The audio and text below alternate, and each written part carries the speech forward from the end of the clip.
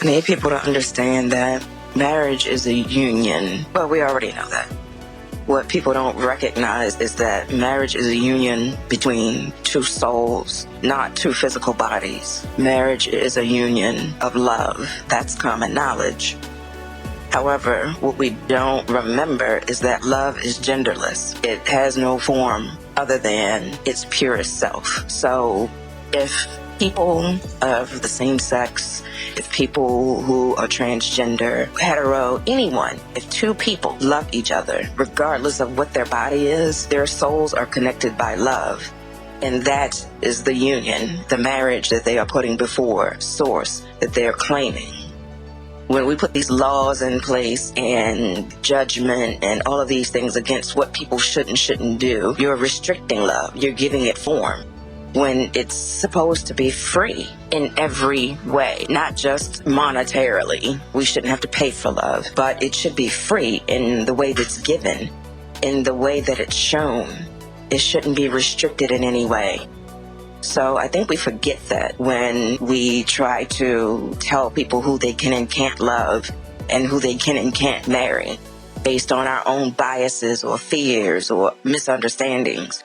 We need to put all of that shit away, because what I do, how I love, who I marry, does not have anything to do with anyone else but that person, that soul that I love, that I am committed to, and so forth and so on. The same as I have no say on anyone else's marriage or who they love or how they love that person, that they're soul connected. No one can tell anyone that. No laws in place can force someone to not love. So we need to remember, when we want to say all of these things out of our faces, love should be between a man and a woman. Says who?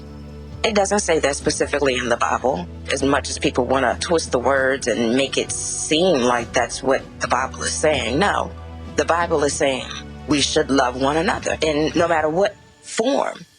Period. Love. It doesn't say we should love one another in this way. We should love one another in that way. We should only love the person that we intimately want to spend the rest of our lives with in a particular manner. There's no direction in that. It just says we need to love one another. The end. Period. That's it. That's all. Nothing else. We're making, just like we do in our own personal lives, we're making things more complicated by adding in our own bullshit, basically, to sum it all up. In one word, bullshit is what it is. Because no one is going to tell me who I can and can't love in any way.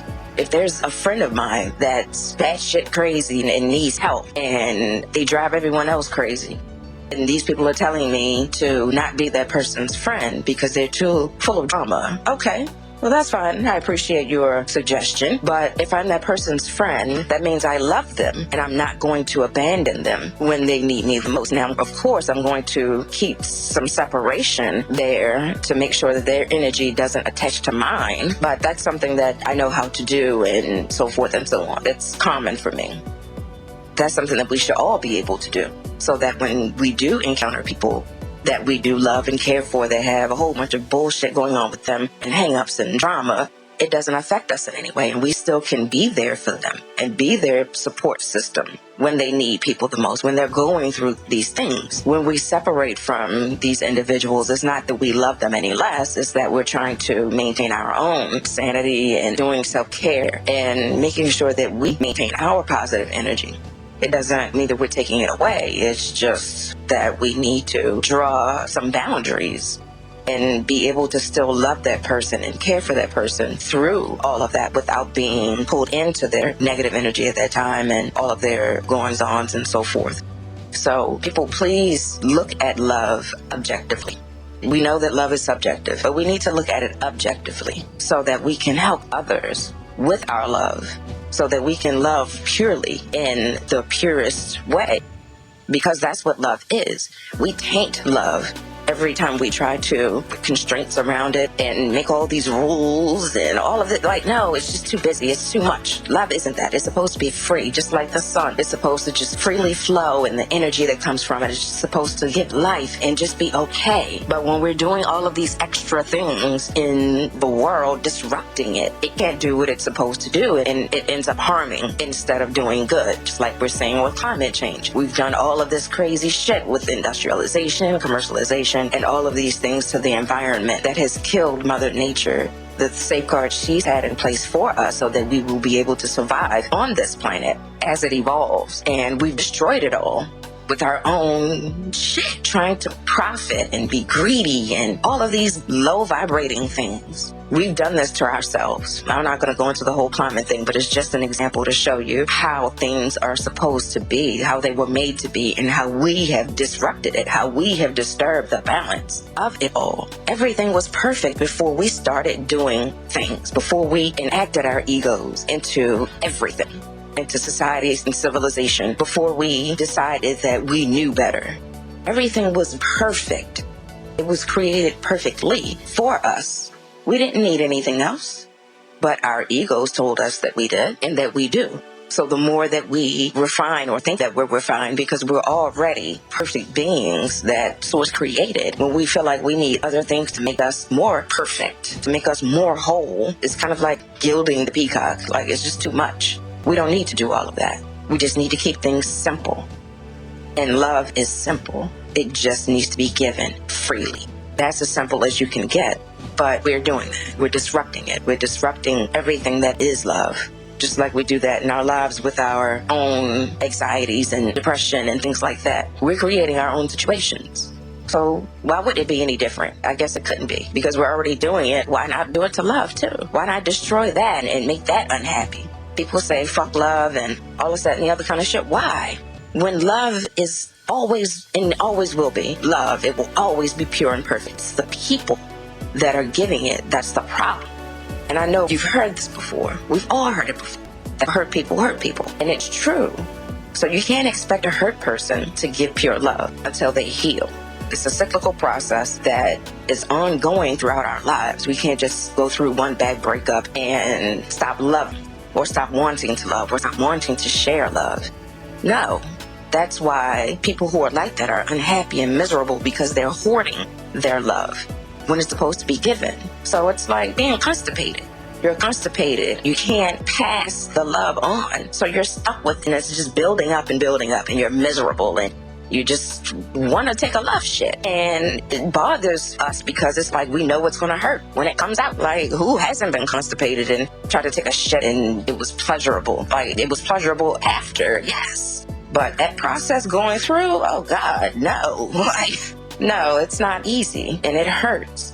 So yes, you're going to have to let go of all of the things that we've been taught and been shown in life about love. Let all of that shit go, because it's experiential, it's circumstantial, and it varies each and every single time. It even varies multiple times throughout years and days, weeks, whatever, through time with the same individual. Sometimes you go through love cycles with the same person. So love is fluid. When we try to put constraints on it is when we have the problem.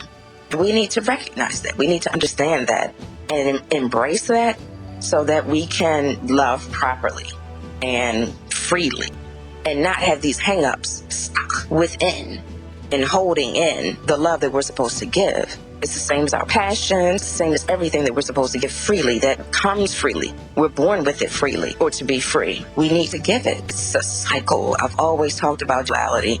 I've always talked about reciprocity. It's the same principle, same thing. We have to be free. Freedom and love is all people want and need, because it covers so many parts of our lives. Love isn't just about family or intimate relationships, friendships. It isn't just about that. Love is about self. Love is about connecting to source. Love is about growth. Love is about a lot of different things. It's even about grief.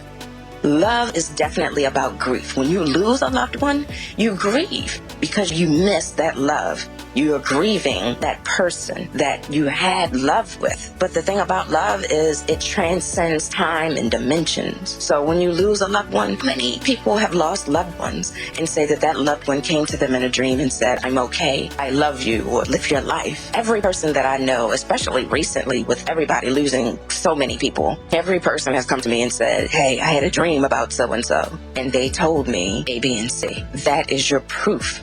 You don't need people telling you love is omnipresent. It never goes away. It doesn't die. Even if a person does, that love does not die. It doesn't go anywhere. Just because that person is in another dimension does not mean that they're gone, because they can see us. They can feel us, just like we sometimes can. We may see something of theirs or have thoughts of them randomly. That's love. That's them coming to us in the way that they know how or how they can at that time, or what we're open and receptive to. So we need to have a fuller understanding of what love is in its total capacity and everything that it means, because love is pure, it's beautiful, it's light, and we make it heavy. We make it hard, and we taint it with our human experience. And that's not what love is, because when we go ourselves, that love is no longer going to be tainted by us, because all of that shit's let go. Once we transcend, it's gone. All of that shit is gone, and the only thing that remains is the love. So people, please remember what love is and use it more, give it more, and then receive it more, and you'll understand.